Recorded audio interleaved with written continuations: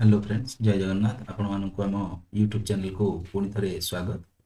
देख बर्तमान आज आम देखा आमर देखी आम सप्तम श्रेणी क्लास 7 देख मुझे लिखि दूसरी क्लास 7 कौन देखी ना क्लास 7 है ओडिया है चैप्टर 4 देखी पानी रे पानी। ठीक अच्छे तार क्वेश्चन आंसर गुड़िक देखा बर्तमान। तो प्रथम प्रश्न तुम मन जे देख मु जहाँ बुझिली मु जहाँ बुझिली है आस ए आम यही पाठर अति निकटर आम बुझा और जहाँ बुझिल लिखा।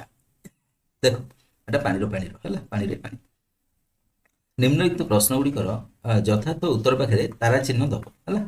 तो देख प्रथम क्वेश्चन देला आमर भूजल भंडार निम्नलिखित मध्यरु कौथिरे समृद्ध होता है। भूजल भंडार भू माने माटी माटी तले थिबा जल कोठी केमती ना कौथिरे समृद्ध होता है ना नलकूप सुखी जावा द्वारा ना पानी बर्षिबा द्वारा ना पोखरी और ह्रद द्वारा ना बन्या आसवा द्वारा। तो यहाँ सी कही आमको तो यार उत्तर आम लिखा कौन ना उत्तर लिखा ख है पानी बर्षिबा द्वारा आमर कौन हुए माटी तल को पानी जाए जहाँफल कि आमर भूतल जल संचित होता है।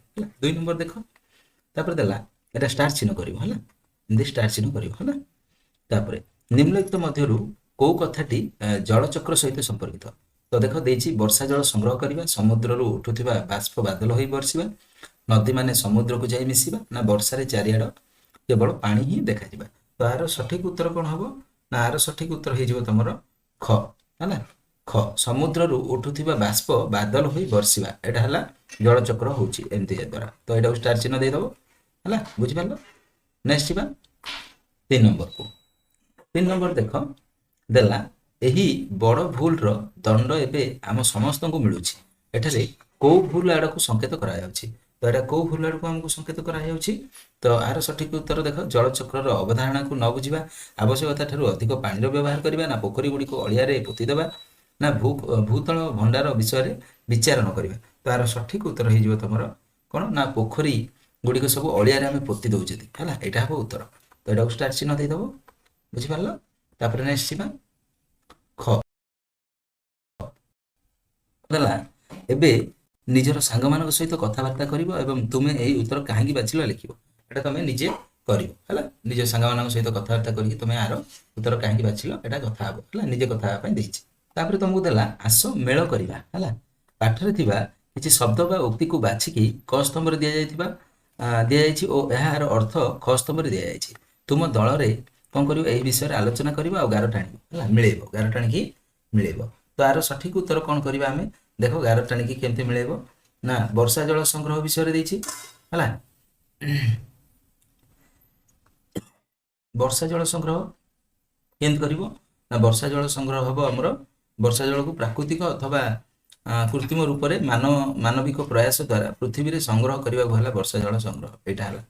तापर जल संकट कौन ना जलर परिमाण कम होगा यहाँ हूँ जल संकट। तापर जल चक्र कौन ना समुद्र उठुवा बाष्प बादल होकर पानी रे बदल जावा और बाष्प वर्षा द्वारा पुणी थे समुद्र को जावा यहाँ जल चक्र। तापर भूजल कौन ना माटी तले थिबा जल को कहुची लुचि रही जल भंडार को कहुची भूजल है। ठीक अच्छे नेक्स्ट को जीवा निश्चित। तापर देला गद्यांशर आलोचना यही पाठरू बाछि करके केतेक वाक्य निम्न रे दिया जायछि ताहाकू मन देकी पढ़िबा और निजर सहपाठी सहित आलोचना करिया को से कहिछि हमको हला। तो कोन करिवो एटा को आलोचना करिया कहिछि पानी आसीबो तो असमय रे हला देशर केतेक अंचल रे तो दुर्भिक्ष भली अवस्था सृष्टि हलानी किछि दिन पई सब किछि अटकी जाए दुर्भिक्ष और बन्या गोटे मुद्रार दुई पार्श्व अटे। एटा कौन करिया कहिछि एई पाठरू बाछि करिकि केतेक वाक्य निम्न रे दिया जायछि एटा वाक्य जा दिया जायछि ताको मन देकी आमे पढिबा आ ता सहपाठी सहित आलोचना करिया कहिछि। तो एटा को तमे निजे आलोचना करिवो बोली से कहिछि हला। तो एटार उत्तर केमते लिखियो देखो। तो एक रो ख रे जो देइथिला हमर भूजल भंडार हला पानी बरसिबा द्वारा समृद्ध होता है यहाँ जो कही तार कारण एमती लिख वर्षा हेले वर्षा जल पोखरी ह्रद जमी संचित है एमती लिखिदेव है यहाँ कारण है। तुम यहाँ लिख निजे जो सांग मान सहित आलोचना करा खटा देख समुद्र उठुवा बाष्प बादल हो बर्षा कथाटा ଜଳଚକ୍ର ସହିତ ସମ୍ପର୍କିତ। ଏଟା ବି କାରଣ ଦେଇଛି ସୂର୍ଯ୍ୟଙ୍କ ଉତ୍ତାପରେ ସମୁଦ୍ରର ପାଣି ବାଷ୍ପରେ ପରିଣତ ହୁଏ, ସେଇ ବାଷ୍ପ ଉପରକୁ ଯାଇକି ବାଦଲ ସୃଷ୍ଟି କରେ ଏବଂ ପରେ ବର୍ଷା ଆକାରରେ ପୃଥିବୀକୁ ଫେରି ଆସେ। ଏଟାକୁ କୁହାଯାଉଛି ଜଳଚକ୍ର। ଜାଣିଛ ଏଟା? ନେକ୍ସଟ ଯିବା। ତାପରେ ନେକ୍ସଟ ଦେଇଥିଲା ପୋଖରୀ ଗୁଡ଼ିକୁ ଅଳିଆରେ ପୋତି ଦେବା ଦ୍ୱାରା ପରି ବଡ଼ ଭୁଲର ଦଣ୍ଡ ଏବେ ଆମେ ସମସ୍ତଙ୍କୁ ମିଳୁଛି ହେଲା। ଏଟାର କାରଣ ପଚାରିଥିଲା। ଏଟା କ'ଣ? ଏଟା କାରଣ ଲେଖିବ। ତମେ ଲେଖିବ ପୋଖରୀ ଗୁଡ଼ିକ ପୋତି ଦେବାରୁ ବର୍ଷା ଜଳ ସଞ୍ଚୟ ହୋଇପାରୁନାହିଁ, ଯାହାଫଳରେ କି ପାଣି ମାଟି ଭିତରକୁ ଯାଇ ଭୂଜଳ ବଢ଼ାଇ ପାରୁନାହିଁ।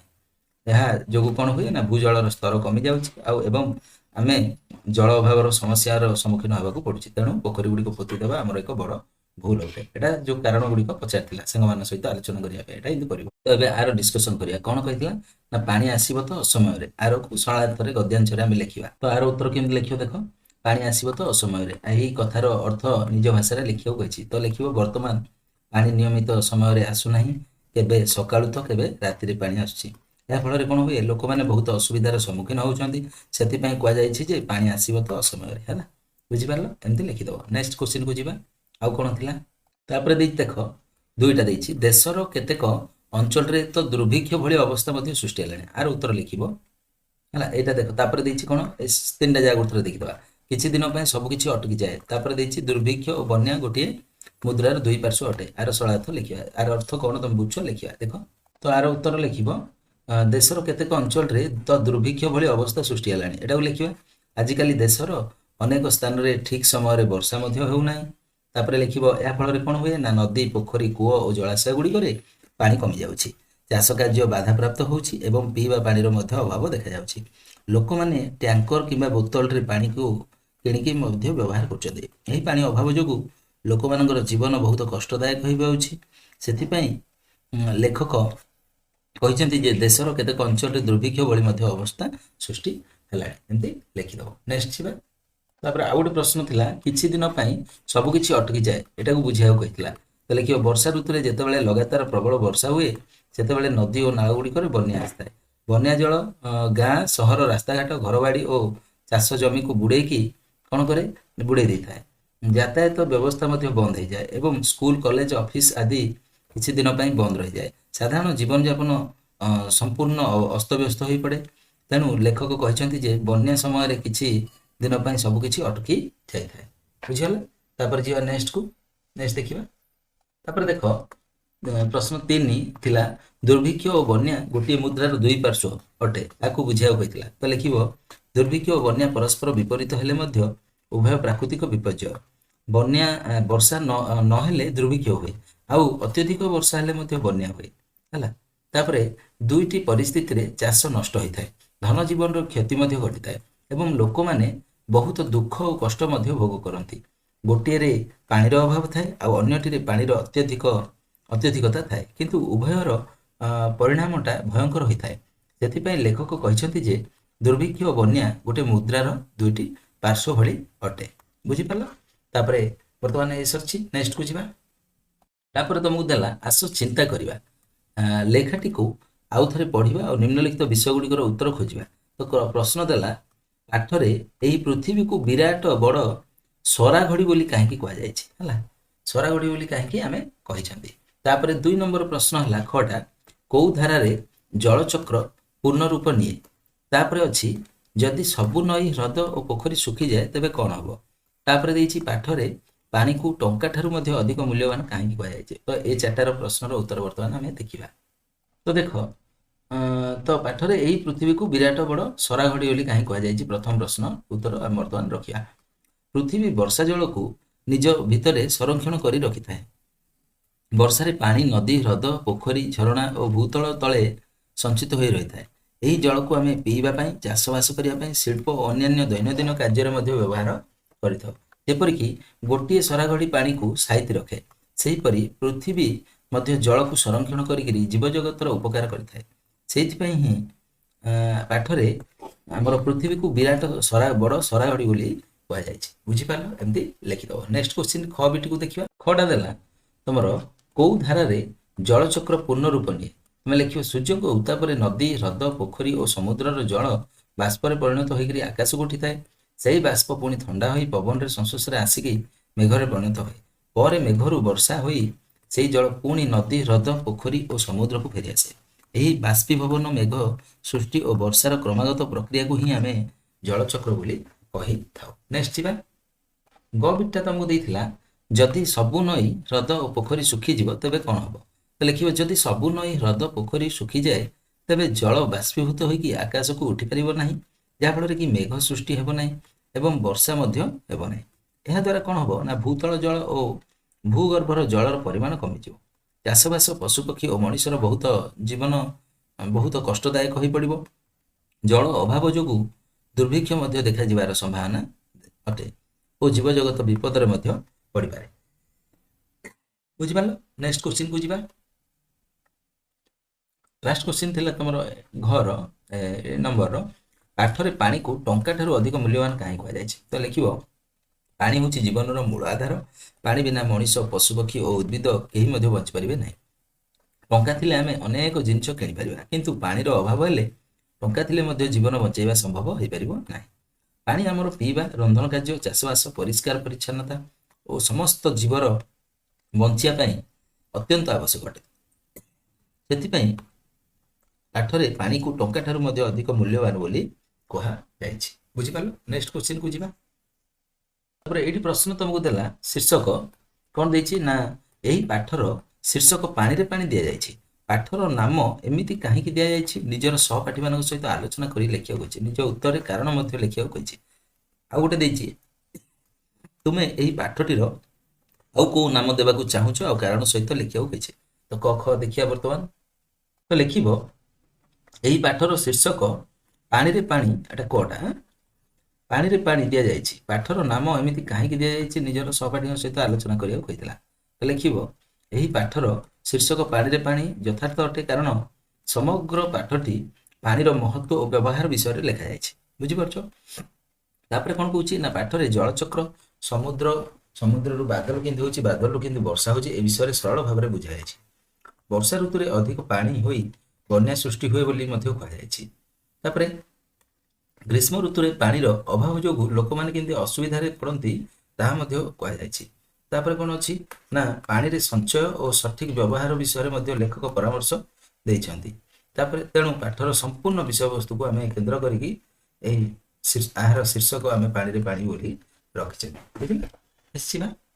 ତାପରେ ତମର ସେକେଣ୍ଡ ପ୍ରଶ୍ନ ଥିଲା ତୁମେ ଏହି ପାଠଟିର ଆଉ କୋଉ ନାମ ଦେବାକୁ ଚାହୁଁଛ ଆଉ କାରଣ ସହିତ ଲେଖିବାକୁ କହିଛି। ମୁଁ ଏହି ପାଠର ଆଉ ଗୋଟେ ନାଁ ଦେବା, କ'ଣ ଦେବା ନା ଅମୂଲ୍ୟ ଜଳ ବୋଲି ଦେବା। ହେଲା? ତ କାରଣ କ'ଣ ନା ଏହି ପାଠରେ ପାଣିର ମହତ୍ଵ ବିଷୟରେ କୁହାଯାଇଛି। ତାପରେ ବର୍ଷା ଜଳ ସଞ୍ଚୟ କରିବାର ଆବଶ୍ୟକତାକୁ ବୁଝାଯାଇଛି। ତାପରେ କ'ଣ କରାଯାଇଛି ନା ପାଣିକୁ ସଠିକ ଭାବରେ ବ୍ୟବହାର କରିବାକୁ ମଧ୍ୟ ପରାମର୍ଶ ଲୋକମାନଙ୍କୁ ଦିଆଯାଇଛି। ତାପରେ ଜଳ କେମିତି ଆମର ଜୀବନର ମୂଳ ଆଧାର ବୋଲି ସେ ବିଷୟରେ ମଧ୍ୟ କୁହାଯାଇଛି। ତେଣୁ ଅମୂଲ୍ୟ ଜଳ ବୋଲିକି ଆମେ ନାଁଟି ଦେଲେ କିଛି ଅସୁବିଧା ନାହିଁ। ହେଲା? ଉପଯୁକ୍ତ ହେଇପାରିବ। ବୁଝିଗଲା? ନେକ୍ସଟ ଯିବା। ତାପରେ ତମକୁ ଏଠି ଦେଲା ଶବ୍ଦର ପ୍ରୟୋଗ, କଥା ଉପରେ ବଳ ଦେବା। ହେଲା? ଆମର ଏହି ପୃଥିବୀ ମଧ୍ୟ ଏହିପରି ଏକ ସରା ଘଡ଼ି ଅଟେ। ଆମର ଏହି ପୃଥିବୀ ଏହିପରି ଏକ ସରା ଘଡ଼ି ଅଟେ। ହେଲା? ତ କଟା ଦେଇଛି ଏହି ଦୁଇଟି ବାକ୍ୟକୁ ମନ ଦେଇ ପଢିବା। ପଢିଲେ ଦ୍ୱିତୀୟ ବାକ୍ୟରେ କୋଉ ଶବ୍ଦଟିକୁ ଉଠେଇ ଦିଆଯାଇଛି। ଦେଖ ଦ୍ୱିତୀୟ ବାକ୍ୟରେ କ'ଣଟା ଉଠାଯାଇଛି? ଆମର ଏହି ପୃଥିବୀ ମଧ୍ୟଟା ଉଠାଯାଇଛି। ହେଲା? ଦ୍ୱିତୀୟ ବାକ୍ୟରେ ମଧ୍ୟକୁ ଉଠାଯାଇଛି। କ'ଣଟା ଉଠାଯାଇଛି? ମଧ୍ୟକୁ ଉଠାଯାଇଛି। ଏହି ଶବ୍ଦକୁ ଉଠେଇ ଦେଲା ପରେ ଫଳରେ ବାକ୍ୟର ଅର୍ଥରେ କି ପାର୍ଥକ୍ୟ ଦେଖୁଛ? ଆମର ଏହି ପୃଥିବୀ ମଧ୍ୟ ଏହିପରି ଏକ ସରାଘଡ଼ି ଅଟେ। ଆମର ଏହି ପୃଥିବୀ ଏହିପରି ଏକ ସରାଘଡ଼ି ଅଟେ। ତ ସେ କହିଛି ଏହି ଶବ୍ଦକୁ ଉଠେଇ ଦେଲା ପରେ ମଧ୍ୟ ଫଳରେ ବାକ୍ୟର ଅର୍ଥରେ କ'ଣ ପାର୍ଥକ୍ୟ ଦେଖୁଛ ଲେଖିବ। ତାପରେ ଦେଇଛି ପାଠ ମଧ୍ୟରେ ଏହିପରି ଆଉ କିଛି ଶବ୍ଦ ମଧ୍ୟ ଅଛି ଯେଉଁଗୁଡ଼ିକରେ କି ଉପସ୍ଥିତିରେ ବାକ୍ୟ ବିଶେଷ ଭାବରେ ପ୍ରଭାବିତ ହେଉଛି। ପାଠକୁ ପଢିକି ସେହିପରି ଶବ୍ଦ ଗୁଡ଼ିକୁ ବାଛିକି ଲେଖିବାକୁ କହିଛି। ତ କ ଆଉ ଖ ବର୍ତ୍ତମାନ ଆମେ କରିବା। ହେଲା? ଦେଖିବ ତ ଦେଖ ଦ୍ୱିତୀୟ ବାକ୍ୟରେ କୋଉ ଶବ୍ଦକୁ ଉଠାଇ ଦିଆଯାଇଛି, ଏହା ଦ୍ୱାରା କ'ଣ ପାର୍ଥକ୍ୟ ହେଉଛି? ଦେଖ ଦ୍ୱିତୀୟ ବାକ୍ୟରେ ମଧ୍ୟ ଶବ୍ଦଟିକୁ ଉଠାଯାଇଛି କି ନାହିଁ? ମଧ୍ୟ ଶବ୍ଦଟା ଉଠେଇଲା ପରେ ସେ କ'ଣ ହେଇଛି? ପାର୍ଥକ୍ୟ କ'ଣ ଦେଖୁଛ ନା ମଧ୍ୟ ଶବ୍ଦ ଥିଲେ ପୃଥିବୀକୁ ଅନ୍ୟ ସରାଘଡ଼ି ସହ ତୁଳନା କରାଯାଉଛି ବୋଲି ବୁଝାଯାଏ। ଆଉ ଏହି ଶବ୍ଦ ନଥିଲେ ସେହି ତୁଳନା ସ୍ପଷ୍ଟ ହୁଏ ନାହିଁ। ଏ ଯଦି ମଧ୍ୟଟା ନଥିବ ତାହେଲେ ଏହାର ସ୍ପଷ୍ଟ ହେବ ନାହିଁ। ବୁଝିଲେ? ତାପରେ ନେକ୍ସଟ ଯିବା। ତାପରେ ନେକ୍ସଟ ଦେଲା ଖଟାରେ ପାଠରୁ ଏହି ଶବ୍ଦ ଥିବା ବାକ୍ୟକୁ ବାଛିକି ଲେଖିବାକୁ କହିଛି। ତ ମଧ୍ୟ ଆମର ଏହି ପୃଥିବୀଟି ମଧ୍ୟ ଏକ ବଡ଼ ସରାଘଡ଼ି ଅଟେ ହେଲା। ତାପରେ ପୁଣି ପାଣି ଆସିଲେ ତାହା ପୁଣି ଅସମୟରେ ଆସେ ହେଲା।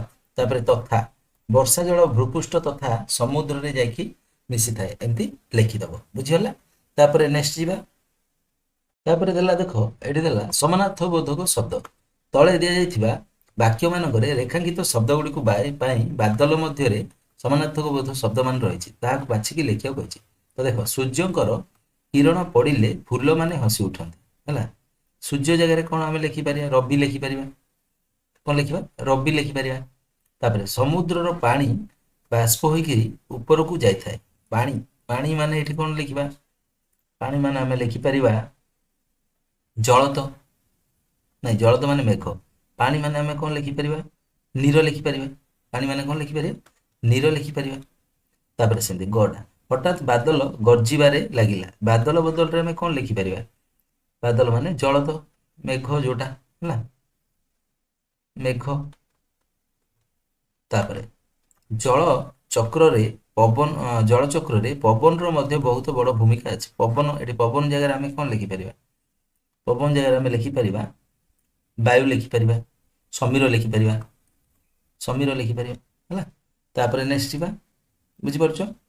ତାପରେ ଦେଖ, ଏଠି ଦେଲା ଉପସର୍ଗ। ଉପସର୍ଗ ହେଲା, ଆମ ପ୍ରଦେଶର ରାଜଧାନୀ ମାନଙ୍କରେ ଏହି ଜଳଭାବ ଦେଖାଦେଲାଣି। ଦେଖ, ଏହି ବାକ୍ୟରେ ରେଖାଙ୍କିତ ଶବ୍ଦ ଅଛି ଦେଶ ହେଲା। ଦେଶ ଶବ୍ଦ ପୂର୍ବରୁ ଆମର ଲାଗିଛି ପ୍ର ସଂଯୁକ୍ତ ହେଇଛି, ନୂଆ ଶବ୍ଦଟିଏ ସୃଷ୍ଟି ହେଇଛି ପ୍ରଦେଶ। ଦେଶ ପୂର୍ବରୁ ଲାଗିଛି।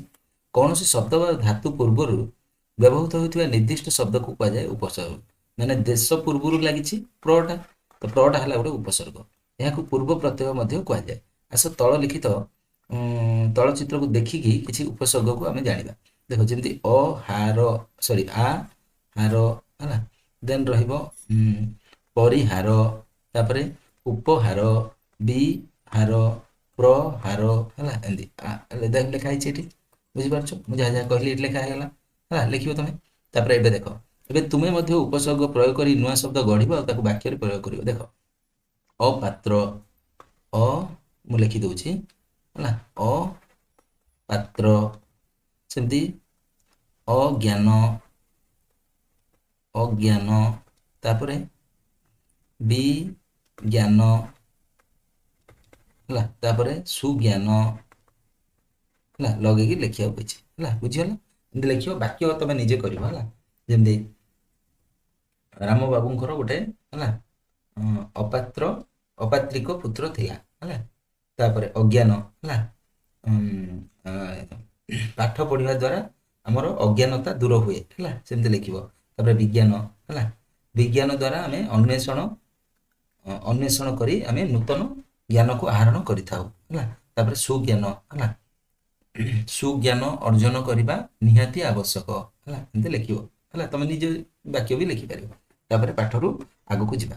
ତୁମ କଥା ଦେଖ, କଦେଲା ପୃଥିବୀର ସରାଘରରେ ଜଳରାଶି କେବେ କମ୍ ନ ହଉ ଏଥିପାଇଁ ତୁମେ କ'ଣ କ'ଣ ଉଦ୍ୟମ କରିବ ତୁମର ସହପାଠୀଙ୍କ ସହିତ ଆଲୋଚନା କରିବାକୁ କହିଛି। ତାପରେ ଖ ଦେଇଛି, ଏହି ପାଠରେ ଗୋଟିଏ ଅଂଶରେ ଜଳଚକ୍ରର ପ୍ରକ୍ରିୟା ବିଷୟରେ କୁହାଯାଇଛି। ସେହି ଅଂଶରେ ଚିହ୍ନି ଜଳଚକ୍ରକୁ ଚିତ୍ର ମାଧ୍ୟମରେ ଦର୍ଶେଇବ ହେଲା। ତାପରେ ଦେଇଛି, ତୁମ ଦ୍ୱାରା ତିଆରି କରାଯାଇଥିବା ଜଳଚକ୍ର ଚିତ୍ରର ବିବରଣୀ ପ୍ରସ୍ତୁତ କରିବାକୁ କହିଛି। ତ এই ତିନିଟା କ୍ୱେଶ୍ଚିନ୍ ବର୍ତ୍ତମାନ ଆମେ ଦେଖିବା ଏଟା। ତ ପ୍ରଥମ କ୍ୱେଶ୍ଚିନ୍ କ'ଣ ଥିଲା? ପୃଥିବୀର ସରାଘରରେ ଜଳରାଶି କେବେ କମ୍ ନ ହଉ ଏଥିପାଇଁ ତୁମେ କ'ଣ କରିବ? ତ ଉତ୍ତରରେ ଲେଖିବ, ପୃଥିବୀରେ ଜଳର ପରିମାଣ କମି ନ ଯାଉ ହେଲା, ସେଥିପାଇଁ ଆମେ ପାଣିର ଅପଚୟ କରିବା ଉଚିତ ନୁହଁ। ବର୍ଷା ଜଳ ସଂଗ୍ରହ କରିବା, ପୋଖରୀ, ହ୍ରଦ ଓ ନଦୀ ଗୁଡ଼ିକୁ ସଫା ରଖିବା ଏବଂ ସେଗୁଡ଼ିକର ପୋତିବାକୁ ଦେବା ନାହିଁ। ଅଧିକରୁ ଅଧିକ ଗଛ ଲଗାଇବା ଓ ଅନ୍ୟମାନଙ୍କୁ ଜଳର ସଂରକ୍ଷଣ ବିଷୟରେ ସଚେତନତା କରିବା। ଏହିସବୁ ଉଦ୍ୟମ କଲେ ହିଁ ପୃଥିବୀରେ ଜଳରାଶିର ସଂରକ୍ଷିତ ହେଇପାରିବ, ସଂରକ୍ଷଣ କରିପାରିବା। ତମେ ଏମିତି ଚିତ୍ର କରିବ, ଘନୀକରଣ, ବୃଷ୍ଟିପାତ, ଜଳଚକ୍ରର ଚିତ୍ର ହେଲା, ବୁଝିପାରିଲ? ବାଷ୍ପୀକରଣ, ଘନୀକରଣ, ବୃଷ୍ଟିପାତ, ଜଳଚକ୍ର ହେଲା, ଏମିତି କରିବ ହେଲା, ବୁଝିପାରିଲ? ଚିତ୍ରଟି କରିପାରିବ। ନେକ୍ସଟ ଯିବା। ତାପରେ ଲେଖିବ ଏମିତି ଖଟା ଏଟା ହେଲା। କ'ଣ କହିଥିଲା? ଜଳଚକ୍ର ହେଉଛି ପୃଥିବୀର ଜଳର ନିରନ୍ତର ଚଳନ ପ୍ରକ୍ରିୟା। ସୂର୍ଯ୍ୟଙ୍କ ଉତ୍ତାପ ଯୋଗୁଁ ସମୁଦ୍ର, ନଦୀ, ପୋଖରୀ ଇତ୍ୟାଦିର ଜଳ ବାଷ୍ପରେ ପରିଣତ ହୋଇ ଆକାଶକୁ ଉଠିଥାଏ। ସେହି ବାଷ୍ପ ପୁଣି ଥଣ୍ଡା ହେଇକରି ମେଘ ସୃଷ୍ଟି କରେ। ତାପରେ ମେଘରୁ ବର୍ଷା ହେଇକରି ଜଳ ପୁଣି ପୃଥିବୀ ପୃଷ୍ଠକୁ ଫେରିଆସେ ହେଲା ଏଭଳିଆ ଅବସ୍ଥାକୁ କୁହାଯାଉଛି ପୃଥିବୀର ଜଳଚକ୍ର ଅବସ୍ଥା ବା ଜଳଚକ୍ର ବୋଲି କୁହାଯାଉଛି। ତାପରେ ଦେଲା ସୃଜନଶୀଳତା। ହେଲା କଳ୍ପନା କର ଯେ କୌଣସି ଦିନ ତୁମ ଘରେ ପାଣି ଆସିଲା ନାହିଁ, ତୁମକୁ ବିଦ୍ୟାଳୟକୁ ଯିବାକୁ ହବ। ତୁମ ଘର ପାଖରେ ଗୋଟେ ସର୍ବସାଧାରଣ ନଳକୂଅ ଅଛି। ତୁମେ ଗରା ବାଲ୍ଟି ଧରିକି ସେଠାରେ ପହଞ୍ଚିଛ, ଆଉ ଠିକ୍ ସେହି ସମୟରେ ତୁମର ପଡ଼ୋଶୀ ମଧ୍ୟ ପାଣି ନେବା ପାଇଁ ପହଞ୍ଚି ଯାଇଛନ୍ତି। ତୁମେ ଦୁହେଁ ନିଜ ନିଜର ବାଲ୍ଟି ପ୍ରଥମେ ପୂରା କରିବାକୁ ଚାହୁଁଛ। ଏମିତି ପରିସ୍ଥିତିରେ ତୁମ ଭିତରେ କୌଣସି ପ୍ରକାର କଳିକଜିଆ ନ ହଉ, ଏହାକୁ ଧ୍ୟାନରେ ରଖିକି 3ଟି ସ୍ଲୋଗାନ ଲେଖିବାକୁ ସେ କହିଛି। ତାପରେ ଦେଇଛି ସୂର୍ଯ୍ୟ, ସମୁଦ୍ର, ବାଦଲ, ପବନ, ପୃଥିବୀ, ବର୍ଷାର ଜଳବିନ୍ଦୁ, ବହି ଯାଉଥିବା ଏକ ନଦୀ ଏବଂ ତାର କୂଳରେ ଗଢ଼ି ଉଠିଥିବା ତୁମ ଆମର ଗାଁ ବା ସହର। ଏହି ବାକ୍ୟଟିକୁ ପଢ଼ିବ। ତୁମ ମନରେ ଯେଉଁ ଭାବନା ଜାଗି ଉଠୁଛି ତାହାକୁ ନେଇକରି ଗୋଟେ ଚିତ୍ର ଆଙ୍କିବ ଆଉ ସେଥିରେ ରଙ୍ଗ ଦେବାକୁ କହିଛି। ବୁଝିଲା, ଏ ଘରେ କରିବାକୁ କହିଛି। ତ ଦେଖ ଦିଟା କେମିତି କରିବ। ସୃଜନଶୀଳତା କହିଥିଲା, କଳ୍ପନା କରିବାକୁ କହିଥିଲା। ତ ଉତ୍ତରରେ ଲେଖିବ ମୁଁ ପ୍ରଥମେ କଣ କରିବ ତମେ ନା ପ୍ରଥମେ ଘରେ ଥିବା ଅଳ୍ପ ପାଣିକୁ ସଠିକ ଭାବରେ ବ୍ୟବହାର କରିବି। ପଡ଼ୋଶୀ କିମ୍ବା ନିକଟସ୍ଥ ସାର୍ବଜନୀନ ପାଣି ଉତ୍ସକୁ ପାନୀୟ ଜଳ ସଂଗ୍ରହ କରିବି। ପାଣିକୁ ଅପଚୟ କରିବି ନାହିଁ ଓ ପରିବାରର ସମସ୍ତଙ୍କୁ ମଧ୍ୟ ସଞ୍ଚୟ କରିବାକୁ ଜଳର ସଂରକ୍ଷଣ କରିବାକୁ କହିବି। ଆବଶ୍ୟକ କାମ ସାରି ବିଦ୍ୟାଳୟକୁ ଯିବି। ଏହା ସହ ଭବିଷ୍ୟତରେ ଏପରି ସମସ୍ୟା ନ ହେବା ପାଇଁ ବର୍ଷା ଜଳକୁ ସଂରକ୍ଷଣ କରିବି ଓ ଜଳ ସଞ୍ଚୟ ପ୍ରତି ଦୃଷ୍ଟି ଦେବି ବା ସଚେତନତା ସୃଷ୍ଟି କରିବି। ହେଲା ଲେଖିପାରିବ। ନେକ୍ସଟ ଯିବା। ନେକ୍ସଟ ପ୍ରଶ୍ନ ଥିଲା ସୂର୍ଯ୍ୟ, ସମୁଦ୍ର, ବାଦଲ, ପବନ, ପୃଥିବୀର ବର୍ଷା ଜଳବିନ୍ଦୁ ବହି ଯାଉଥିବା ଏକ ନଦୀ ଓ ତାର କୂଳରେ ଗଢ଼ି ଉଠୁଥିବା ତୁମର ଘର ବା ଗାଁ ସହର କରିବାକୁ କହିଥିଲା। ତ ଲେଖିବ ମୁଁ ଏକ ସୁନ୍ଦର ପ୍ରାକୃତିକ ଦୃଶ୍ୟର ଚିତ୍ର ଆଙ୍କିବି। ଚିତ୍ରରେ ସୂର୍ଯ୍ୟ, ବାଦଲ, ବର୍ଷା ଏଗୁଡ଼ା ସବୁ ଆମର ରହିବ। ହେଲା ଦେଖ କେମିତି କରିବ ଆଉ ତାକୁ ରଙ୍ଗ ତ ଏମିତିକା ଚିତ୍ର କରିବ। ଆଉ ଦେଖ ବାଦଲ ଅଛି, ହେଲା ନଳକୂଅ କରିବ, ଗାଁର ଦୃଶ୍ୟ କରିବ, ହେଲା କରିକି ରଙ୍ଗ ଦବ ତାକୁ। ହେଲା ଏମିତିଆ ଚିତ୍ର ଗୋଟେ କରିବ। ନେକ୍ସଟ ଯିବା। ତାପରେ ସ୍ଲୋଗାନ କହିଥିଲା ସ୍ନାନ କରିବା। ଏହି ଚିତ୍ରରେ ପିଲାଟି ସ୍ନାନ କରୁଛି, ସେ ମୁଣ୍ଡରେ ପାଣି ଢାଳୁଛି ସବୁଦିନ। ହେଲା ତାପରେ ଦେଖ, ତାପରେ ଏଇଠି ଦେଖ ପାଣିର ଏଇଟା ଦେଇଛି ତଳେ ଆମ ପ୍ରତିଦିନ କରୁଥିବା କାର୍ଯ୍ୟ ଗୁଡ଼ିକୁ ଚିତ୍ରରେ ହେଲା ରହିଛି। ସେଇ ଚିତ୍ର ବିଷୟରେ ଆଲୋଚନା କରିବା ଆଉ ପୃଥିବୀରେ ପାଣିର ସଙ୍କଟରୁ କମ୍ କରିବାକୁ ଯେଉଁଗୁଡ଼ିକ ସହାୟକ ହବ ସେଇ ଚିତ୍ର ଗୁଡ଼ିକ ଉପରେ ଆଲୋଚନା କରିବା। ଦେଖ ଏଠି ପିଲାଟି ଗାଧଉଛି ବାଲ୍ଟିରେ ପାଣି, ଏଟା ପିଲାଟି ଫୁଲ ଗଛକୁ ପାଣି ଦଉଛି, ଏଠି ଆମର କଣ ଫିଲ୍ଟରରୁ ପାଣି ବାହାର କରାହଉଛି। ଏଠି ଲୋକମାନେ କଣ କରୁଛନ୍ତି ପୋଖରୀ ଖୋଳୁଛନ୍ତି। ଏଟା ପିଲାଟି ପାଣି ଅଯଥା ନଷ୍ଟ କରୁଛି ବ୍ରଶ କରିବା ସମୟରେ, ଏଟା ବି ପାଣି ଅଯଥା ନଷ୍ଟ ହଉଛି। ତାପରେ ଏଇଟା ଦେଖ ଗଛ ଲଗାଉଛନ୍ତି, ପାଣି ଦଉଛନ୍ତି, ଏଠି ଗାଡ଼ି ଧଉଛି, ଅଯଥା ପାଣି ନଷ୍ଟ କରୁଛନ୍ତି। ଏଠି ଲାଇଟ୍ ଖେଲରେ ଜଳୁଛି, କ୍ଲାସରୁମରେ କେହି ବସିନାହାନ୍ତି। ବୁଝିପାରିଲ? ତ ସମସ୍ତଙ୍କ ପାଇଁ ପାଣି, ସମସ୍ତଙ୍କୁ ନିଜ ଆବଶ୍ୟକତା ଅନୁସାରେ ପର୍ଯ୍ୟାପ୍ତ ପାଣି କେମିତି ମିଳିବ ଏହି ବିଷୟରେ ଏକ ଆଲୋଚନା ଚକ୍ର ଆୟୋଜନ କରାଯିବ। ଏହି ଆଲୋଚନା ଚକ୍ର ମୁଖ୍ୟ ବିନ୍ଦୁକୁ ଆଧାର କରି ବିବରଣୀ ପ୍ରସ୍ତୁତ କରିବାକୁ କହିଛି। ତ ତା ପୂର୍ବରୁ ଏଇଟା ପ୍ରଥମେ ଦେଖିଦେବା, ଏଇଟା କଣ କରୁଛନ୍ତି।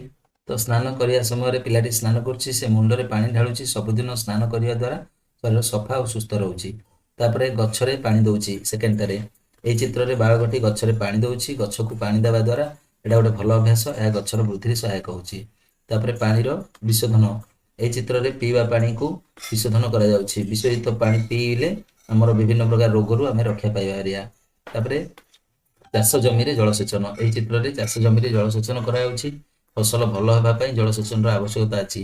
ଏହାର ଜଳର ଉଚିତ ବ୍ୟବହାରର ଏକ ଉଦାହରଣ ଅଟେ। ତାପରେ 5ଟା ଦେଲା ଦାନ୍ତ ଘଷିବା ବେଳେ କଣ କରୁଛି ପାଣିର ଅପଚୟ କରୁଛି। ଏହି ଚିତ୍ରରେ ପିଲାଟି ଦାନ୍ତ ଘଷୁଛି କିନ୍ତୁ ସେ ଦାନ୍ତ ଘଷୁଥିବା ସମୟରେ କଳକୁ ଖୋଲା ରଖିଛି, ତ ପାଣି ନଷ୍ଟ କରୁଛି। ତାପରେ 6 ଚିତ୍ରରେ କଣ କରୁଛି ବାଲ୍ଟି ଭରିଗଲା ପରେ ମଧ୍ୟ କଳ ଖୋଲା ରହିଛି, ତ ଏଠି ପାଣି ମଧ୍ୟ ଅପଚୟ ହେଉଛି। ବାଲ୍ଟି ଭରିଗଲେ ସଙ୍ଗେ ସଙ୍ଗେ ଆମେ କଳକୁ ବନ୍ଦ କରିବା ଉଚିତ। ହେଲା ଲେଖିବ। ତାପରେ ନେକ୍ସଟ ଗଛ ଲଗେଇବା। ଗଛ ଲଗେଇବା କଣ ନା ଏହି ଚିତ୍ରରେ 2 ଜଣ ପିଲା ଗଛ ଲଗାଉଛନ୍ତି। ସେମାନେ ପ୍ରଥମ ମାଟିକୁ କଣ କରୁଛନ୍ତି ନା ଓଦା କରିକି ଗାତ କରୁଛନ୍ତି, ତାପରେ ଚାରାକୁ ଯୋଡୁଛନ୍ତି ଆଉ ଜଳକୁ ସଠିକ ଭାବରେ ବ୍ୟବହାର କରୁଛନ୍ତି। ଗାଡ଼ି ଧୋଇବା ବେଳେ ଦେଖ ଆଉ ଗୋଟେ ଗାଡ଼ି ଧୋଉଛି, ଗାଡ଼ି ଧୋଇବା ବେଳେ ଅଯଥା ପାଣି ନଷ୍ଟ କରୁଛି। ହେଲା ବାଲ୍ଟି କିମ୍ବା ମଗରେ ବ୍ୟବହାର କରିବା କଥା।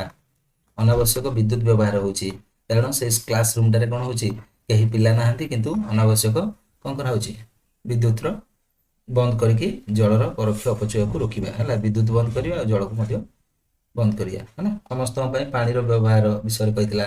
ପାଣି ଆମ ଜୀବନ ପାଇଁ ଅତ୍ୟନ୍ତ ଆବଶ୍ୟକ, ତେଣୁ ଏହାର ସଠିକ ବ୍ୟବହାର କରିବା। ଅନାବଶ୍ୟକ ଭାବରେ ପାଣିକୁ ନଷ୍ଟ କରିବା ନାହିଁ। ଦାନ୍ତ ଘଷିବା, ହାତ କିମ୍ବା ମୁହଁ ଧୋଇବା ସମୟରେ କାମ ସରିବା ସଙ୍ଗେ ସଙ୍ଗେ ଟ୍ୟାପକୁ ବନ୍ଦ କରିଦେବା।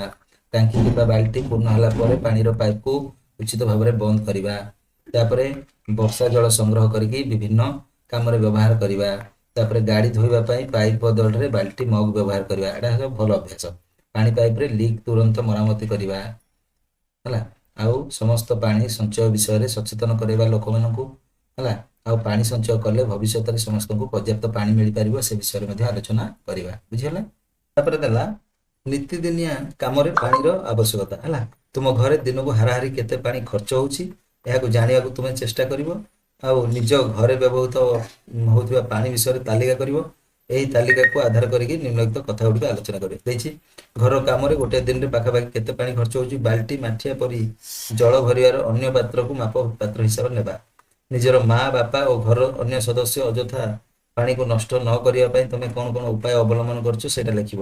କଟା ପ୍ରଥମେ ଦେଖିବା। ତାପରେ ଖ ଦେଇଛି ଦେଖ ତୁମକୁ ନିଜର ଆବଶ୍ୟକତା ଅନୁସାରେ ପାଣି ମିଳୁଅଛି କି? ଯଦି ହଁ ତେବେ କିପରି? ଯଦି ନାହିଁ ତେବେ କାହିଁକି? ହେଲା। ତାପରେ ଦେଇଛି ତୁମର ଘରେ ଦୈନିକ ଆବଶ୍ୟକତା ପୂରଣ ନିମିତ୍ତ ପାଣିର ସଞ୍ଚୟ କେମିତି ଆଉ କୋଉ ସବୁ ଉପାୟରେ ପାତ୍ରରେ ରଖୁଛ ସେଇଟା କହିଛି। ତ ଏ ତିନିଟା କ୍ୱେଶ୍ଚିନ୍ ଦେଖିବା କ ଖ ଗ ହେଲା। ପ୍ରଥମେ ଦେଲା ଘର କାମରେ ଗୋଟିଏ ଦିନରେ ପାଖାପାଖି କେତେ ପାଣି ଖର୍ଚ୍ଚ ହେଉଥିବ। ଆମ ଘରେ ଗୋଟିଏ ଦିନରେ ପ୍ରାୟ 10 ବାଲ୍ଟି ଆଉ 20 ମାଠିଆ 2 ମାଠିଆ ବିଭିନ୍ନ କାମରେ ବ୍ୟବହାର ହେଉଛି ଲେଖିବ। ତାପରେ ଲେଖିବ ନିଜର ମା ବାପା ଘରର ଅନ୍ୟ ସଦସ୍ୟ ଅଯଥା ପାଣିକୁ ନଷ୍ଟ ନ କରିବା ପାଇଁ କ'ଣ କ'ଣ ଆମେ ଘରେ ପାଣି ସଞ୍ଚୟ ପାଇଁ କ'ଣ କ'ଣ ଆବଶ୍ୟକତା କରିବା ନା କ'ଣ କଲେ ସଞ୍ଚୟ କରିପାରିବା। ଲେଖିବ ଦାନ୍ତ ଘଷିବା ସମୟରେ ମଗରେ ପାଣି ବ୍ୟବହାର କରିବା। ଆବଶ୍ୟକ ନଥିଲେ କଳ ବନ୍ଦ କରିଦେବା। ପାଣି ଲିକ୍ ହେଉଥିଲେ କଳକୁ ଶୀଘ୍ର ମରାମତି କରିବା। ପନିପରିବା ଧୋଇବା ପାଣି ଗଛରେ ଦେବା। ଯେତିକି ଦରକାର ସେତିକି ପାଣି ବ୍ୟବହାର କରିବା। ବର୍ଷାର ପାଣିକୁ ସଂଗ୍ରହ କରିକି ବିଭିନ୍ନ କାମରେ ଲଗାଇବା ହେଲା। ଏହିପରି ଉପାୟ ଅବଲମ୍ବନ କରିକି ଆମେ ପାଣିର ସଞ୍ଚୟ କରିପାରିବା। ବୁଝିପାରିଲ? ନେକ୍ସଟ ଯିବା। ତାପରେ ତମକୁ ପ୍ରଶ୍ନ ଥିଲା ତୁମକୁ ନିଜର ହେଲା ଆବଶ୍ୟକତା ଅନୁସାରେ ପାଣି ମିଳୁଅଛି କି? ଯଦି ହଁ ତେବେ କିପରି? ଲେଖିବ ହଁ ଆମକୁ ଦୈନିକ ଆବଶ୍ୟକତା ଅନୁସାରେ ପାଣି ମିଳିଯାଉଛି। ଆମ ଘରେ ପାଣିକୁ ସଠିକ ଭାବରେ ସଞ୍ଚୟ କରିଥାଉ ଏବଂ ଅଯଥା ନଷ୍ଟ କରାଯାଉ ନାହିଁ। ଆମେ ଯେତିକି ପରିମାଣର ଦରକାର ସେତିକି ପାଣି ବ୍ୟବହାର କରିଥାଉ ଆଉ ପାଣିର ଅପଚୟ ରୋକିବାକୁ ଆମେ ଚେଷ୍ଟା କରିଥାଉ। ତାପରେ ଲେଖିବ ଗଟା ଦେଇଛି ତୁମର ଘରେ ଦୈନିକ ଆବଶ୍ୟକତା ପୂରଣ ନିମିତ୍ତ ପାଣିର ସଞ୍ଚୟ କେମିତି ଓ କୋଉ ସବୁ ପାତ୍ର ରଖୁଛ। ଦୈନିକ ବ୍ୟବହାର କରିବା ପାଇଁ ଆମେ ବାଲ୍ଟି ଡ୍ରମ୍ ଟାଙ୍କି ମାଠିଆ ଇତ୍ୟାଦିରେ ରଖିଥାଉ। ଆବଶ୍ୟକ ସମୟରେ ସେ ପାଣିକୁ ପିଇବା ରୋଷେଇ ବା ଗାଧୁଆ କାର୍ଯ୍ୟରେ ଆମେ ବ୍ୟବହାର କରିଥାଉ। ତାପରେ ଏଠି ଦେଇ ଦେଖ ସର୍ବସାଧାରଣ ସୁବିଧା ରୂପରେ ଜଳ ତଳେ ଦିଆଯାଇଥିବା ଚିତ୍ରକୁ ଅନୁଧ୍ୟାନ କରିବା ଆଉ ଧ୍ୟାନର ସହିତ ଦେଖିବା ଆଉ କହିବା। ଏଠି କ'ଣ କରୁଛନ୍ତି ପାଣି ପାଇଁ ଲାଇନ୍ ଲଗେଇଛନ୍ତି ଦେଖୁଛ ହେଲା। ତ ଏଇଠି କ'ଣ ହେଉଛି ପାଣି ଲୋକଟି ଦଉଛି ହେଲା। ଏଠି ପୋଖରୀରୁ ପାଣି ଆଣୁଛନ୍ତି। ଏଠି ପୁରା ପାଣିର ବହୁତ ଅସୁବିଧା ହେଉଛି ବହୁତ ଦୂରକୁ ଯାଇକି ଆଣୁଛନ୍ତି। ଏଠି କ'ଣ ହେଉଛି ଟ୍ରେନ୍ ଲାଇନ୍ ହେଲା। ଏଇ ଚିତ୍ର ଗୁଡ଼ିକ ଆଧାର କରିକି ଜଳଭାବ ସ୍ଥିତି ବିଷୟରେ ଆମେ ସାଙ୍ଗମାନଙ୍କ ସହିତ ଆଲୋଚନା କରିବାକୁ କହିଛି। ଦେଖ କେମିତି କରିବ ଏଇଟା। ତ ପ୍ରଥମ ଚିତ୍ର ଏମିତି ଲେଖିବ ଅଞ୍ଚଳରେ ଜଳଭାବ ଦେଖାଯାଉଛି। ଲୋକମାନେ ବାଲ୍ଟି ଗରା ମାଠିଆ ଧରିକି ନଳକୂପରେ ଧାଡ଼ିରେ ଠିଆ ହେଇଛନ୍ତି। ସମସ୍ତେ ପାଣି ପାଇବାକୁ ଅପେକ୍ଷା କରିଛନ୍ତି ଏମିତି ଲେଖିବ। ତାପରେ ଦ୍ୱିତୀୟ ଚିତ୍ର କ'ଣ ଦେଖିଥିଲ? ଦ୍ୱିତୀୟ ଚିତ୍ରରେ ଜଳାଭାବ ଥିବା ସ୍ଥାନକୁ ଟ୍ୟାଙ୍କରରେ ପାଣି ଦିଆଯାଉଛି। ଲୋକମାନେ ଶୃଙ୍ଖଳିତ ଭାବରେ ଧାଡ଼ି ବାନ୍ଧିକିରି ପାଣି ନେଉଛନ୍ତି। ଟ୍ୟାଙ୍କର ଯୋଗେ ଲୋକଙ୍କର ଆବଶ୍ୟକତା ପୂରଣ ହେଇପାରୁଛି ବା କରାଯାଉଛି। ତୃତୀୟ ଚିତ୍ରରେ କ'ଣ ଦେଖିଥିଲ ନା ଜଳଭାବ ହେତୁ ଲୋକମାନେ ଦୂରରେ ନଦୀ କିମ୍ବା ପୋଖରୀରୁ ଯାଇକି ପାଣି ଆଣୁଛନ୍ତି। ପାଣି ଆଣିବା ପାଇଁ ସେମାନଙ୍କୁ ବହୁତ କଷ୍ଟ କରିବାକୁ ମଧ୍ୟ ପଡୁଛି। ତାପରେ ଚତୁର୍ଥ ଚିତ୍ରରେ କ'ଣ ଦେଖୁଛ? ଚତୁର୍ଥ ଚିତ୍ର ଦେଖିବା। ଚତୁର୍ଥ ଚିତ୍ରରେ ଦେଖୁଛ ତମେ କ'ଣ ନା ଜଣେ ବ୍ୟକ୍ତି କ'ଣ କରୁছে କାନ୍ଧରେ ପାଣି ବୋହିକି ଆଣୁଛି ଆଉ ଜଣେ ମହିଳା ପାଣି ଆଣିବା ପାଇଁ ନଦୀ ପାଖକୁ ଯାଉଛି। ତାପରେ ଜଳଭାବ ଲୋକଙ୍କୁ ଦୈନନ୍ଦିନ ଜୀବନରେ ବହୁତ କଷ୍ଟଦାୟକ କରୁଛି ବା କଷ୍ଟଦାୟକ ପୀଡ଼ା ହେଉଛି। ତାପରେ ପଞ୍ଚମ ଚିତ୍ରରେ କ'ଣ ନା ରେଳଗାଡ଼ିର ଟ୍ୟାଙ୍କରରେ ମାଧ୍ୟମରେ ପାଣିକୁ ପରିବହନ କରାଯାଉଛି। ଜଳଭାବ ଥିବା ଅଞ୍ଚଳ ଗୁଡ଼ିକୁ ଟ୍ୟାଙ୍କରରେ ପାଣି ଦିଆଯାଉଛି। ଏହାଦ୍ୱାରା ଲୋକମାନଙ୍କର ପାନୀୟ ଜଳର ସମସ୍ୟାକୁ ସମାଧାନ କରାଯାଉଛି। ବୁଝିଲା? ନେକ୍ସଟ ଲେଖିବ କ'ଣ? ତାପରେ ଦେଲା ପାଣି ବିନା ସବୁ ଶୂନ ହେଲା। ଦେଖ କରେ ଦେଲା ଏଇ ପାଠରେ ଭୂତଳର ଜଳସ୍ତର କମ ହେବାର କିଛି କାରଣ ବିଷୟରେ କୁହାଯାଇଛି। ଯେମିତିକି ପୋଖରୀ ମାନଙ୍କରେ ଅଳିଆ ପକେଇ ପୋତିଦେବା। ଭୂତଳ ଜଳସ୍ତର କମ ହେବାର ଆଉ କିଛି କାରଣ ହେଇପାରେ ସେ ବିଷୟରେ ଅନୁସନ୍ଧାନ କରିକି ଆମେ କହିବା। ତାପରେ ଦେଇଛି ଭୂତଳ ଜଳସ୍ତର କମିଯିବା ଫଳରେ ଆମକୁ ଏବେ ସବୁ କୋଉ ସମସ୍ୟା ସମ୍ମୁଖୀନ ହେବାକୁ ପଡୁଛି। ତାପରେ ଦେଇଛି ତୁମ ବିଦ୍ୟାଳୟ ବା ଗାଁ ସହର ସ୍ଥାନୀୟ ସହାୟତା ଦ୍ୱାରା ଭୂତଳ ଜଳ ବୃଦ୍ଧି ନିମିତ୍ତ କୋଉ ସବୁ ଉଦ୍ୟମ କରୁଛ ସେ ବିଷୟରେ ଲେଖିବାକୁ କହିଛି। ତିନିଟା ଦେଖିବା। ତ ଲେଖିବ ଜଳସ୍ତର କମ ହେବାର ଆଉ କୋଉ କୋଉ କାରଣ ହେଇପାରେ। ଏଇଟା ଲେଖିବ କମିବାର କାରଣ କ'ଣ କ'ଣ ହେଲା। ଭୂତଳ ଜଳସ୍ତର କମିବାର ଅନେକ କାରଣ ଅଛି। ପୋଖରୀ ଜଳାଶୟ ପୋତି ଗଛ କାଟିବା ଦ୍ୱାରା, ବର୍ଷା ଜଳ ସଞ୍ଚୟ ନ କରିବା ଦ୍ୱାରା, ଏମିତି ବିଭିନ୍ନ ପ୍ରକାର କାରଣ ଅଛି। ତେଣୁ ଆମେ ବର୍ଷା ଜଳ ସଞ୍ଚୟ କରିବା, ଗଛ ଲଗେଇବା, ପୋଖରୀ ଓ ଜଳାଶୟର ସୁରକ୍ଷା କରିବା ଓ ସଠିକ ଭାବରେ ବ୍ୟବହାର କରିବା ଉଚିତ। କଡ଼ା ଦେଇଥିଲା ତମକୁ କ'ଣ ଦେଇଥିଲା ନା ଭୂତଳ ଜଳସ୍ତର କମିଯିବା ଫଳରେ ଆମକୁ କେଉଁ ସବୁ ସମସ୍ୟାର ସମ୍ମୁଖୀନ ହେବାକୁ ପଡୁଛି, ହେଲା କ'ଣ ଅସୁବିଧା ହେଉଛି। ତ ଲେଖିବ ଏମିତି ଉତ୍ତରରେ, ଭୂତଳ ଜଳସ୍ତର କମିବା ଯୋଗୁଁ ଆମେ ଅନେକ ସମସ୍ୟାର ସମ୍ମୁଖୀନ ହେବାକୁ ପଡୁଛି। ପାନୀୟ ଜଳର ଅଭାବ ଦେଖାଯାଉଛି। କୂଅ ନଳକୂପ ହେଲା ପୋଖରୀ ନଳକୂପରେ ପାଣି କମିଯାଉଛି।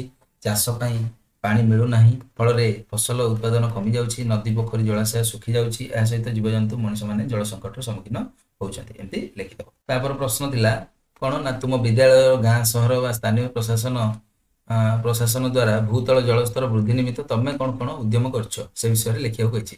ତ ଲେଖିବ ଆମ ବିଦ୍ୟାଳୟର, ଗାଁ ବା ସହର ସ୍ଥାନୀୟ ପ୍ରଶାସନ ଦ୍ୱାରା ଆମେ ଭୂତଳ ଜଳସ୍ତର ବୃଦ୍ଧି ପାଇଁ ବିଭିନ୍ନ ପ୍ରକାର ଉଦ୍ୟମ କରୁଛୁ। ଯେପରିକି ବର୍ଷା ଜଳ ସଞ୍ଚୟ ପାଇଁ ବିଦ୍ୟାଳୟ ସରକାରୀ କୋଠାରେ ଆମେ ରେନ୍ ୱାଟର ହାର୍ଭେଷ୍ଟିଂ ବ୍ୟବସ୍ଥା କରୁଛୁ। ତାପରେ ସେକେଣ୍ଡରେ ପୋଖରୀ, କୂଅ, ଜଳାଶୟ ଗୁଡ଼ିକର ସଫେଇ କରୁଛୁ, ପୁନରୁଦ୍ଧାର କରାଯାଉଛି, ଯାହାଦ୍ୱାରା କି ବର୍ଷା ଜଳ ଭୂତଳକୁ ସହଜରେ ପହଞ୍ଚି ପାରୁଛି। ଅଧିକରୁ ଅଧିକ ଗଛ ଲଗାଇବା, ଜଙ୍ଗଲର ସୁରକ୍ଷା, ବୃକ୍ଷରୋପଣ କାର୍ଯ୍ୟକ୍ରମ ମଧ୍ୟ କରାଯାଉଛି। ତାପରେ 4ରେ ଲୋକମାନଙ୍କୁ ଜଳ ସଞ୍ଚୟ ଓ ଜଳର ସଠିକ ବ୍ୟବହାର ବିଷୟରେ କୁହାଯାଉଛି। ତାପରେ ଲେଖିବ ନୂଆ ପୋଖରୀ ଖନନ, ପୁରୁଣା ଜଳାଶୟର ମରାମତି କରାଯାଉଛି, ଯାହାଦ୍ୱାରା କି ଭୂତଳ ଜଳସ୍ତର ଆସ୍ତେ ଆସ୍ତେ ଦିନକୁ ଦିନ ବୃଦ୍ଧି ପାଉଛି। ନେକ୍ସଟ ଯିବା। ତାପରେ ଏକଥା ଜାଣିବାକୁ କହିଛି, ଏଟା କ'ଣ ଜାଣିବ ଏଟା ଦେଖ ନା ବର୍ଷା ଜଳ କେମିତି ସଂଗ୍ରହ କରାହବ। ଛାତ ଉପରେ ବର୍ଷା ଜଳକୁ କେମିତି ଆମେ, ଏଇଟା ଜାଣିଛୁ ସମସ୍ତେ, ବର୍ଷା ଜଳକୁ କେମିତି ଆମେ ଷ୍ଟୋର କରି ରଖିବା ବିଭିନ୍ନ ପ୍ରକାର ପାତ୍ରରେ। ଛାତ ଉପରେ ଆମେ ବର୍ଷା ଜଳ ଅମଳ ପ୍ରକଳ୍ପ କେମିତି କରିବା, ହେଲା। ତାପରେ ତୁମ ପାଇଁ ପହଳି ହେଲା ଦେଇଛି। ଜଳର ପ୍ରାକୃତିକ ସ୍ରୋତ ବର୍ଷା, ନଦୀ, ହ୍ରଦ ଓ ପୋଖରୀ ପାଖରେ ଦିଆଯାଇଥିବା ସାରଣୀ ମଧ୍ୟରେ ଜଳ ଓ ପ୍ରାକୃତିକ ସ୍ରୋତ ଗୁଡ଼ିକର ସମାନାର୍ଥକ ଶବ୍ଦକୁ ଖୋଜିକି ଲେଖିବାକୁ କହିଛି। ତ ଦେଖ ଯେମିତି ତଟନୀ ଯେମିତି ଅଛି ସେମିତି ଲେଖିବ। କହିଥିଲା ତୁମ ଘର ବା ବିଦ୍ୟାଳୟର ଆଖପାଖ ପଡ଼ା ବା ଗାଁରେ ଖୋଜିକି ଦେଖିବ ଯେ ସେଠାରେ ବର୍ଷା ଜଳ ସଂଗ୍ରହ କୌଣସି ଉପାୟ କରାଯାଉଛି କି। ଯଦି ହଁ ତେବେ ଲେଖିବ ଏଟା। ଏହା ଉତ୍ତରରେ ଏମିତି ଲେଖିବ, ଆମ ଗାଁ ଓ ବିଦ୍ୟାଳୟରେ ବର୍ଷା ଜଳ ସଂଗ୍ରହ କରିବାର କୌଣସି ବିଶେଷ ବ୍ୟବସ୍ଥା ନାହିଁ। ବର୍ଷା ହେଲେ ଛାତରୁ ପାଣି ତଳକୁ ପଡ଼ିଯାଉଛି, ନାଳ କିମ୍ବା ଜମିରେ ଯାଇକି ମିଶି ଯାଉଛି। ଏମିତି ତମେ ଏଟାକୁ କ'ଣ କରିବ, ସ୍କ୍ରିନଶଟ୍ ନେଇକି ତମେ ଲେଖିଦେବ। ନେକ୍ସଟ ଯିବା। ତାପରେ ଦେଖ ଏଠି ତମକୁ ଦେଲା ତୁମେ ଘର ବା ବିଦ୍ୟାଳୟର ଆଖପାଖ ପଡ଼ା ବା ଗାଁରେ ଖୋଜି ଦେଖ ଯେ ସେଠାରେ ବର୍ଷା ଜଳ ସଂଗ୍ରହର ଉପାୟ ଅଛି କି ନାହିଁ। ଯଦି ହଁ, କେଉଁ ଉପାୟରେ ଗ୍ରହଣ କରାଯାଉଛି ଆମେ ଦେଖିଲେ। ଯଦି ନାହିଁ, ନିଜର ଶିକ୍ଷା ଓ ପରିବାର ଲୋକଙ୍କ ସହାୟତାରେ ଆମେ ଖବର କାଗଜର ସମ୍ପାଦକ ନିକଟକୁ ପତ୍ର ଲେଖିବା। ଦେଖ କେମିତି ଲେଖିବ ପତ୍ରଟି, ସମ୍ପାଦକକୁ ଏମିତି ଲେଖିବ ହେଲା। ପ୍ରାପ୍ତେଷୁ ଶ୍ରୀଯୁକ୍ତ ସମ୍ପାଦକ, ସମାଜ ଦୈନିକ ସମ୍ବାଦପତ୍ର, କଟକ, ଓଡ଼ିଶା, ଏମିତି ଲେଖିବ। ତାପରେ ଲେଖିବ ବିଷୟ ବର୍ଷା ଜଳ ସଂରକ୍ଷଣ ସମ୍ପର୍କରେ ଜନସଚେତନତା ସୃଷ୍ଟି କରିବା ଅନୁରୋଧ। ତାପରେ ଲେଖିବ ମହାଶୟା ସବିନୟ ନିବେଦନର କାରଣ ଏହି ଯେ ବର୍ତ୍ତମାନ ଅନେକ ସ୍ଥାନରେ ପାଣିର ଅଭାବ ଦେଖାଯାଉଛି। ବର୍ଷା ସମୟରେ ବହୁ ପରିମାଣର ପାଣି ନଷ୍ଟ ହୋଇଯାଉଛି। ଯଦି ବର୍ଷା ଜଳକୁ ଆମେ ସଂଗ୍ରହ କରିକି ପରିଷ୍କାର କରିକି ବ୍ୟବହାର କରିବା ତେବେ ଜଳର ଅଭାବ ଆଉ ଦେଖାଯିବ ନାହିଁ। ଏମିତି ଲେଖିବ। ତାପରେ ଲେଖିବ ତେଣୁ ଆପଣଙ୍କ ସମ୍ବାଦପତ୍ର ମାଧ୍ୟମରେ ସରକାର ଓ ସାଧାରଣ ଲୋକଙ୍କୁ ବର୍ଷା ଜଳ ବିଷୟରେ ସଚେତନ କରିବାକୁ ମୁଁ ଅନୁରୋଧ କରୁଛି। ଏମିତି ଲେଖିବ। ବୁଝିଗଲା? ତ ଏମିତି ଲେଖିଦେବ। ତେଣୁ ଆପଣଙ୍କୁ ସମ୍ବାଦପତ୍ର ମାଧ୍ୟମରେ ସରକାର ଓ ସାଧାରଣ ଲୋକଙ୍କୁ ବର୍ଷା ଜଳ ସଂରକ୍ଷଣ ବିଷୟରେ ସଚେତନ କରିବାକୁ ଅନୁରୋଧ, ଏମିତି କରିକି ଲେଖିଦେବ ଆଉ ଧନ୍ୟବାଦ ଦେଇଦେବ। ଆପଣଙ୍କ ବିଶ୍ୱସ୍ତ ତମ ନାଁଟା ଲେଖିବ, ଶ୍ରେଣୀ ଲେଖିବ ଆଉ ବିଦ୍ୟାଳୟ ନାଁ ଲେଖିବ। ବୁଝିଗଲା? ଏତିକି ଲେଖିକି ତମେ କାହାକୁ, ସମ୍ପାଦକଙ୍କ ପାଖକୁ ପଠେଇବ ହେଲା। ନେକ୍ସଟ ଯିବା। ଏମିତି ସବୁ ଲେଖିଦେବ। ଜଳର ଯେମିତି ଅମ୍ବୁ, ସଲିଳ, ବାରି ହେଲା, ଏଠି ଗୋଲ ବୁଲେଇବ ହେଲା ସବୁ। ଦେଖ ବାରି ଦେଖ ବାରି ଏଠି ଅଛି, ଏଟା ଗୋଲ ବୁଲେଇବ ସବୁ ହେଲା। ଦେଖିକି ଏଟା ଗୋଲ ବୁଲେଇବ ଏଠି। ମୁଁ ଯାହା ଯାହା ଲେଖିଛି ଏଠି ଦେଖିକି ଗୋଲ ବୁଲେଇବ ହେଲା। ଆଶା କରୁଛି ଭିଡ଼ିଓଟି ତମମାନଙ୍କୁ ବହୁତ ଭଲ ଲାଗିଥିବ। ଆଉ ଯଦି ଭଲ ଲାଗୁଛି ଅଧିକ ମାତ୍ରାରେ ଲାଇକ୍ ସେୟାର କରିବାକୁ ଅନୁରୋଧ ରହୁଛି।